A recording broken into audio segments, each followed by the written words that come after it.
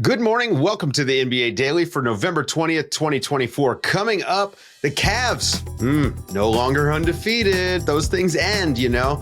We had NBA Cup Week 2 group play, big night, and we're going to get to some listener questions and figure out who needs a shakeup trade. Good morning, everybody. Good morning, Zena. Woo, we had a busy NBA Cup night, although a little bit of an NBA dud night, if I'm being honest, Zena. You know, we've got a lot of guys injured. Just no Wembanyama, no Chet Holmgren in that matchup. Not too many stars out tonight. Yeah, but you know, the Cavs Celtics, we did get a nice payoff there. We got Jared Weiss to talk about that game and the Sixers drama, since he dropped a story on that. We got that coming up after the break. But Zena, we got to talk NBA Cup because these courts are just killing me. That is my biggest takeaway from the NBA Cup is, yes, I know it's an NBA Cup game because, frankly, I have trouble watching some of these. The Mavericks game, for instance, that blue court is nearly impossible for me to watch on my TV. I have to actually put it on my iPad. That's the screen that I can use. I of all the courts, like, I appreciate the teams that leaned into their team colors and did like a rich color. So I liked the Mavs court. I liked Boston's court last night when they play against the Cavs. I appreciate the Knicks court, that orange, but I don't appreciate the lack of ingenuity with some of these teams. There's like 5 yellow courts. Yeah, and that's yellow awful. With yellow trim, like 3-point lines are yellow within a yellow court. I'm a dog mom. I don't want to see what my dog puts out every day on the sidewalk on a court. Okay. Yeah.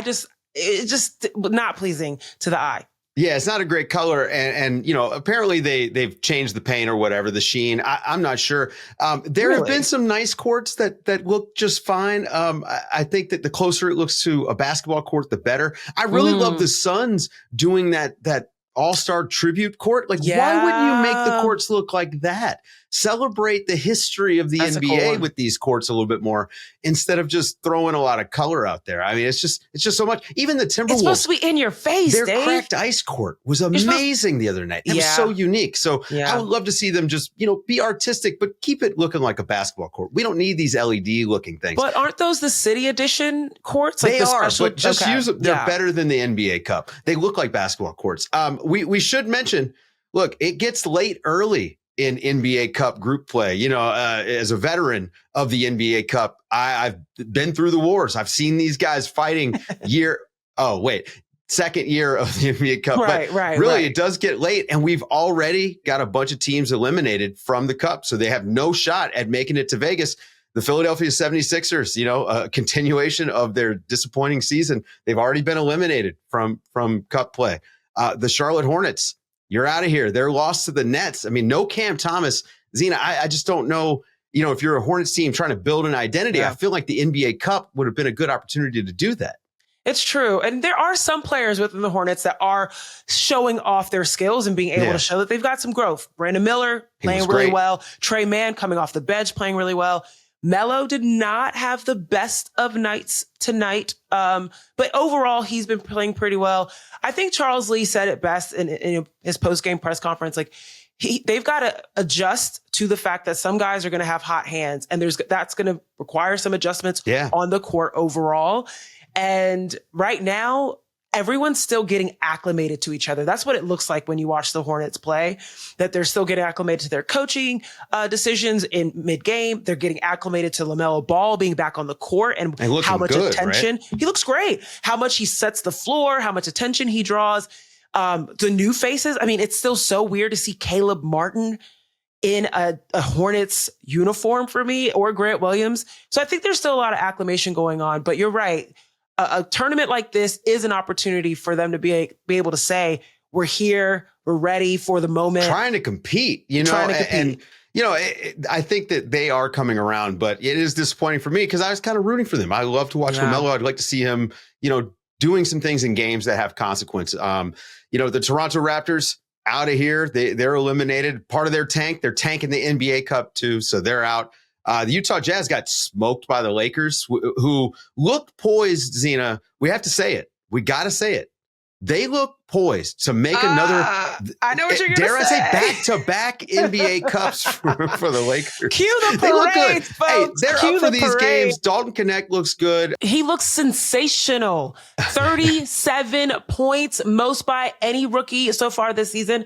It's, for me, the 9 made threes. Like, this guy is shooting lights out. He is a phenomenal player. He definitely looks like he should be moving up in the Lakers rotation. Yeah, I mean, he needs more minutes. The more he plays, the better it is for the Lakers. And the Lakers are probably going to be making a run for this. Like, why not? It's an extra home game for them in Vegas. So yeah, is there a path? Like, I'm thinking like almost like NCAA tournament. Like, do they have an easier path to this? We need a bracketologist for the NBA Cup. Exactly. Can I get that? I'm trying to figure it out because it does look like Is there an might octopus somewhere who's keeping track of the various scenarios for the NBA Cup? That's what we need. It's just only year 2. Give it to year 3. There probably will be somebody breaking it down. I mean, listen, the Thunder blow their game tonight. Well, don't blow it. I won't say that. The Spurs won that game and the Thunder almost came back, right? Mm-hmm. But the Spurs held on and won. So, like, right now, the Lakers sitting at the top of West Group B, 2-0, sitting pretty. So, and working, again, getting to play the Jazz is kind of a gift when you're thinking about point differentials and things of that nature. So you're thinking about seedings. I'm telling you, I'm all in on this. And I think the Lakers might have one of the easier paths to the NBA Cup Finals. We're talking back to back. Yeah, that seems unfair, but I mean, I'm sure LeBron will be very, very proud. I do want to back up on the Spurs though, because tonight's game is a big deal. Like, the Spurs, not only did they not have Victor Wembanyama, they didn't have Devin Vassell, and they also didn't have Jeremy Sohan. Right. Big win for them. Even, yes, the bigless OKC Thunder, we understand that there was a size disadvantage that the Spurs were able to take advantage of in the paint, but still a really big win for them to pull out, especially with OKC just being so connected with each other, regardless of size. And of course, SGA being the beast that he is in general. So big win for them. They should be really proud of themselves. And the Thunder is still, I mean, they made the Spurs turn the ball over. That's what they do. And they, again, they almost came back, but it was a good win for the Spurs. I'm not going to call it a bad loss for the Thunder because they're so shorthanded, but great win for the Spurs, who look pretty good, honestly. Like, I think that they're in that sort of play-in mix, maybe. Like, could they be the 10th seed? I don't know. If they get hot, you never know. Give it up for the bench stuff guys. Victor does. And then the Grizzlies, they're out of here. Again, another team having poor injury luck to start the year. Another injury in this game. Vince Williams down. I mean, he's out. So he just got back. That's the saddest part about this for them. But on the positive note, the team that beat them, the Nuggets, they didn't have Jokic out there. This is a big win for them. Jamal Murray had a nice bounce back game. And then Russell Westbrook picks up his 200th triple-double, which is kind of a big deal. We like those round numbers. And Zena, March the 2nd, 2009, in his rookie season was when he had his first triple-double. Wow. I'm not going to ask you. We're not doing that, remember? Mm-hmm. Yeah. Stick around, guys. After the break, we've got Jared Weiss to talk about the Cavs, talk about the Celtics, and to dig into what's happening in the Sixers locker room. Well, the 72 Dolphins can smoke their cigars because we are not getting an undefeated season from the Cleveland Cavaliers. Zena, is that a reference that you get? I always. It's okay, all right. I know you're a big sports fan, it's an old reference. Why is Zena presumed to be so much younger than me that I can't be asked that question? That's ridiculous. No. The reason why I was asked that question, I used to work for the Dolphins. That's the only reference. There you go. Yeah. So that was voice you heard orientation there. day one. Jared Weiss, our regional reporter, he was actually on the scene in Boston because he lives there. You know him from covering the Celtics. He's actually expanded his territory quite a bit, was covering the Cavs tonight and their march toward 16-0 that they fell short on, Jared. You were in the locker room talking to those guys after the game. And look, they'd probably never expected to go 15-0, right? If you had told those guys, hey, you're going to go 15-0, game 16, you're going to lose. If you'd told them that before the start of the season, they'd all take it. But I bet losing to Boston probably hurt. Well, that is what I told them. And they all agreed they would lose in Boston during the NBA Cup. Makes sense. The stakes are higher. For the sake of entertainment. For the sake of Perfectly entertainment. planned. Exactly. Adam Silver's just kind of like doing the Smithers or Mr. Burns thing. They said all the right things to prepare for a close loss, a 3-point loss coming into this game. Earlier today at Shoot Around, or yesterday, I should say, we are podcasting here. They were very adamant, especially Donovan Mitchell, with win, lose, or draw, which hopefully it doesn't happen. This is a lesson moment. This team, they know they're not going 80. Well, they presume they're not going 82. They probably knew they were going to lose this game, right? Like they were shorthanded, and it's the Celtics. Yeah. Yeah. They were short wings. They were missing almost all of their wings. And they got Porter Jr., which there's always a Porter Jr. There's 3 Porter Juniors in the league right now. Yeah. Right. I can't believe it. There was 4 last year. Shout out to Otto. But they got everything that they really could out of their roster, at least in the second half. And obviously their supporting cast shot lights out.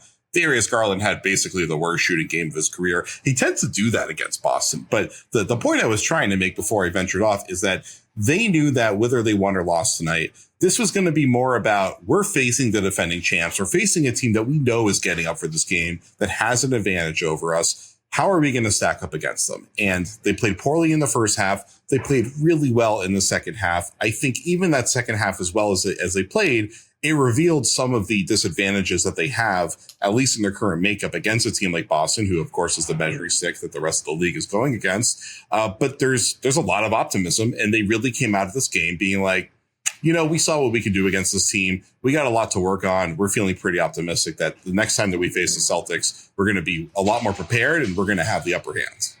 So the question is exactly what do they have to work on? Particularly 3-point shooting. It seemed like the Cavs, that was their bread and butter all night long. 66-30 was the differential there. Even though the Cavs forced 13 turnovers, getting them, 20 points off of that, it seemed like they were doing all the right things, particularly in that second half. They just didn't have Okoro or Wade to handle Tatum and Brown. So what else could they be focusing as far as working on? Well, I think it's not just that they were missing some of their good complementary shooters, because Niang took his shots, Porter took shots. Jerome, did he take a 3? He didn't take a 3. No. I think this is twofold. We see this a lot with this Cavs Celtics matchup. Garland will have 4 good minutes in the game, and then the rest of it, solid process, just not good results. So they need him to step up. Mitchell also struggled with his shot early in this game, and then he just went crazy in the fourth quarter. And I think what really got him going was they went to the Keita switch and had Donovan really attack that later in the third quarter.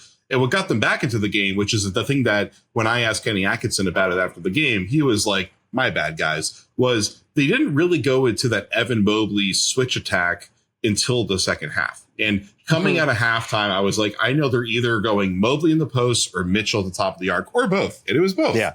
Because they had to mismatch target more effectively. And, Mobley felt that they were too bogged down in that, and that they were losing some of the rhythm of their offense. What makes the Cavs so interesting is they don't pass the ball a ton, but what they do is they have lots of cross-cutting movement underneath. And so, the defense is so fixated on Mitchell and Garland, two of the most incredible ball handlers in the game. And then they look over their shoulder and there's a bunch of guys crossing. They don't even know what the hell's going on. And then all of a sudden, boom, the Cavs are attacked you. It's one pass and boom, they already got an open shot. And so they weren't really doing that. And they got a lot more towards that in the second half. And that's a credit to the Celtics. The Celtics defensive scheme and their defensive personnel just makes it really hard for Cleveland to play, especially that starting lineup. Yeah. Garland looks small. And that's without Porzingis. Yeah, but again, Garland looks small against the Celtics, especially.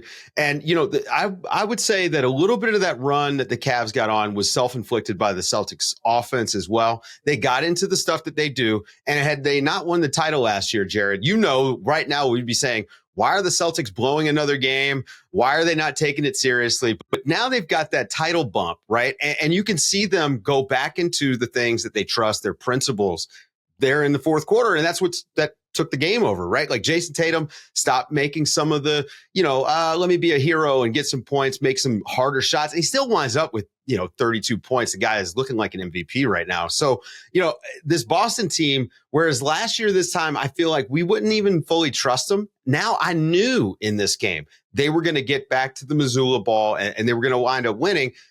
We talk about the math problem a lot, but the truth is, they're disciplined in earning those shots that create the math problem. They're disciplined in their switches on defense the full game. But once they commit back to that on offense, like the shots, they trust them to drop, and then they just started dropping again. And the big thing for Boston is nobody else is turning the ball over really besides Tatum and Brown. Keita had that really ugly stretch where that happened. And I mean, when this team's at full strength, you're not getting a lot of Keita. He actually is a matchup that makes sense in this. And what was interesting, one thing we're getting to real minutia with the Celtics. They're the champs. People will care. Is no Luke Cornett at all in this game, and lots of Nemish Keita. And I think they liked Cornett in this matchup in the past because he's 7'2" and he covers a lot of ground. He's smart with his reads. Against the way that this Cavs team is playing, where they're so clever and they're so curious with the way that they move Mobley and Allen around, it was really surprising that they stuck with Keita. But I thought Keita, early in this game didn't seem out of place. Second half, it went very poorly for him. So we'll see what that ends up meaning for them long term. But like the Celtics, when Porzingis comes back, it'll change. But like they've got 8 guys who always can play. And that's their advantage at the end of the day. And so I think that's a difference between this team last year at the beginning of the year was you didn't know that they always have 8 guys that are going to be really good at both ends of the ball. And obviously that's what allows them to be consistent now. Yeah, that and Derek White shoots like Steph Curry now. But before we let you get out of here, you had a story come out yesterday with Sam Amick, David Aldridge. You guys got the inside scoop on the players and coaches led meeting, little meeting as described by Nick Nurse for the 76ers, where Tyrese Maxey called out Joel Embiid in front of the team, said, hey, you got to start showing up to things on time, which, hey, I have friends who relate to stuff. It is annoying. I get it, Tyrese. I'm with you there. So, Jared, what's like the latest on the Sixers, and how long until all this smoke starts turning into fire? I think it's already pretty steamy in that place. Now, there's 2 things that's going for Philadelphia here. One, it's early. And while they may have the worst record in the NBA, they're also not that far from like 4th place. It's the East. It's the East. Who cares? It's like who wants to be a millionaire at this point? It's all made up points at this point. And also the reason why, I think this originally came out the way it did is Tyrese Maxey and Joel Embiid are very close friends. Yeah. And Joel Embiid has been a major advocate for Maxey in the organization, in their work off the court, their training together, stuff like that. Like, these guys are good. These guys have the relationship where Maxey's supposed to be the one that's calling Joel Embiid out. Right. I think what's interesting about this story is it really comes away looking like Maxey is the one trying to set the culture for this team, which says something considering it's an elephant in the room, Jared. And you have an elephant in the room. And whether you want that elephant to be Embiid, whether it's Paul George, who is somebody that should be coming in there and being a culture setter, it feels like this is really Maxey's work here. And this has been, Maxey was the one that had to carry the team on his back at the beginning of the year. And then he got hurt because they had to run him into the ground to stay afloat. And he's like paying the price for that. And so I could totally see why he's frustrated, being like, guys, they had to carry the team while you were recovering, and now I'm the one that's out recovering. I need to see you guys match my style on that. Why can't I remember the term? Match my freak on that. That's what I was trying to think of. All right, that's why you couldn't remember it, because it's a ridiculous statement. It's really late. Listen, the thing is, you're right, and I do think that some of this also is going to wind up going to the coaching staff. But this is a story that's not going to go away. It is literally not going away. This is a team that we expected to be contending for a championship this year. They're 2-11. It's a disaster start. Jared Weiss, go and read him over at The Athletic. He's covering everything for us, literally. And he's going to be writing more on the Cavs. So, you can go and check that out today. And then I know that there's more Sixers stuff coming later on in the week. Thank you, Jared, very much. Appreciate you.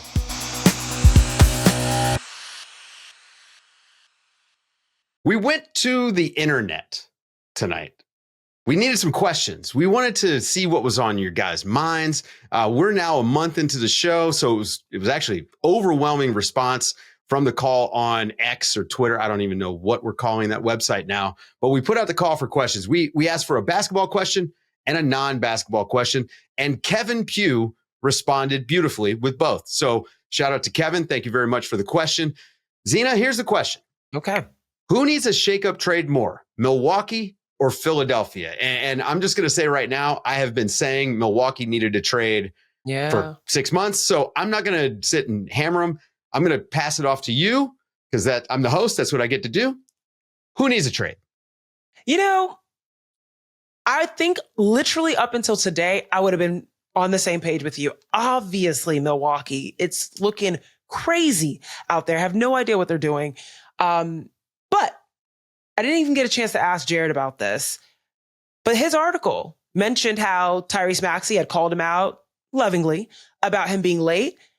We didn't discuss that. It also mentioned that Joel Embiid said in this little meeting that he doesn't know how he's supposed to be used. And I'm paraphrasing. Which is funny, right? Because we weren't thinking that last year. At all. And this is where I'm like, whoa, that's a problem. They're making moves around Joel Embiid. They're being their organization. And this man is coming back to the fold from his injury and saying, I don't know how I'm being used. Is this a question of because Paul George is there? Is this a question of, I don't know how to be used now that I'm recovering from this injury and I'm trying to play with pace? Like, I have so many questions as to how the pillar of the organization, the centerfold of everything, doesn't know how he's being used. So that to me is a red alarm fire. Like, that makes me think a shakeup is needed. And I think there's two things that can happen, Dave. Okay. You can either pivot away from the pillar of the just organization. Blow it up. 13 games in. Just blow it up. Which would be crazy. I already know. I can see them coming for me now. And the Thunder have their pick, by the way, next year. So they'd have to really blow it up. Bottom 6. But yeah, that's true. That's true. So they could pivot away from what they've been doing, which is this like half court, prioritizing the half court, prioritizing Joel Embiid, and really trying to lean into the fact that they've got veteran experience and Maxey and now Jared McCain, but they blow it up somehow. They wouldn't blow it up. They'd lean into that and try and trade for someone that could create shots around Joel Embiid. Again, Joel remaining the focus. Or they could truly blow it up and go young. Lean into Tyrese, lean into Jared McCain, go get you some guys from like the Houston Rockets or something. Like, go get guys that can run the floor and play with energy. You're seeing the success in Atlanta. You're seeing the success in Houston. You're seeing what happens when you've got some dynamism to your game. So there's two ways, but I don't think you're going to trade Joel Embiid, which would be the way to get there. But let me ask you a hypothetical. Okay. Who says no to a Paul George for Jimmy Butler trade? I mean, we've got Joel Embiid coming out already. He's kind of saying, nice things about Jimmy Butler. Jimmy Butler decides to play in the game. Embiid decides last minute to play in the game. We know that he really respects him. I mean, I think a lot of people are probably thinking Joel would love to get to Miami, but I mean, why not bring Jimmy back to Philly? You know what's crazy? Like, that idea is crazy. The idea is crazy, especially considering Paul George just got there. Yeah. Well, that's my thing. There's also a benefit to that, right? They haven't exactly bonded yet. Right. They haven't exactly gelled yet for something to be blown up. And then what do you be getting back? You'd be getting someone that has gelled and bonded with Joel Embiid. You'd be getting a shot creator that plays well in the half court and also plays some decent defense. I bet Jimmy Butler's still in the old group chat, and I bet Paul George is not in the new one. That's all I'm saying. All right, the second question, non-basketball, and this one's a great one, actually. If you could eliminate one day of the week forever, which would it be and why? I was about to say Monday, and then I forgot I was born on Monday. Ooh, that doesn't mean that we're not retroactively removing Mondays. Okay, sure. But I'm like, I do feel like there's something special about people born on Mondays. They start their lives like with eagerness and just. And that was your argument for getting rid of Mondays? No. My argument for getting rid of Mondays was just like, it's such a dread on everyone. Like, Sunday scaries don't exist without the knowledge that Monday is going to follow. I don't know. I might still stick with Monday. See, that's for shuffling the deck chairs in the wrong direction, in my opinion. If I may, I think that the Sunday Scaries will be the Sunday Scaries no matter what, because Tuesday then becomes Monday. And who wants to ruin Tuesday, which is a great day? To me, you get rid of Thursday. It's a fake Friday. This is why they do all those drink specials on Thursday nights. I don't work Friday anyway. So get rid of Thursday. Get me to my weekend faster. Sure. Thank you very much. So get rid of all those Thursdays from here on out. They just don't exist. That's a good point. There but you go. It could be a like the same effect, right? Now you're just speeding up the week and you're like, oh, just get me there. And then we ruin Wednesdays. Come on. Well, Wednesdays are already awful and you know, you can't make them any worse. That's going to do it for today's show, folks. Thank you guys for all the questions. We're going to be trying to get to these more often as we, you know, get into our rhythm here. Thank you, Kevin Pugh, for the great questions. Thank you very much. Shoot us an email at nbadaily@theathletic.com. If you've got any questions, comments, concerns, or, you know, send us your fake trades. I'd love to hear them, actually, because it's that time of year. We're getting there. Yeah. For Zena Keita, I'm Dave DuFour, and this has been the NBA Daily. Thank you guys for waking up with us.